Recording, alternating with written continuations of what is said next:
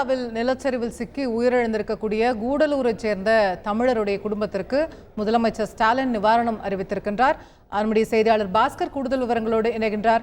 பாஸ்கர், விரிவான தகவல்கள் சொல்லுங்க.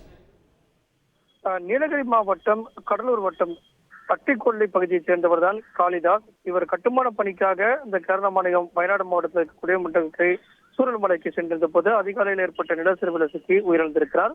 இந்த செய்தி அறிந்த தமிழக முதலமைச்சர் ஆழ்ந்த வேதனை தெரிவித்திருக்கிறார். கேரள மாநிலத்தில் ஏற்பட்ட நிலச்சரிவில் சிக்கி உயிரிழந்த காளிதாஸ் குடும்பத்திற்கு ஆழ்ந்த இரங்கலையும் ஆறுதலையும் தெரிவித்திருக்கக்கூடிய தமிழக முதலமைச்சர் இயற்கை பேரிடரால் சிக்கி உயிரிழந்த காளிதாசின் குடும்பத்தினருக்கு 3 லட்சம் ரூபாய் முதலமைச்சருடைய பொது நிவாரண நிதி வழங்கப்படும் என்ற உத்தரவையும் தற்போது பிறப்பித்துள்ளார்.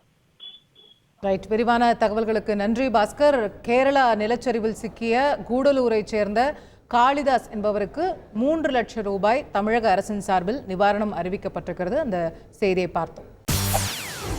செய்திகளை உடனுக்குடன் தெரிந்து கொள்ள உடனே சப்ஸ்கிரைப் பண்ணுங்க.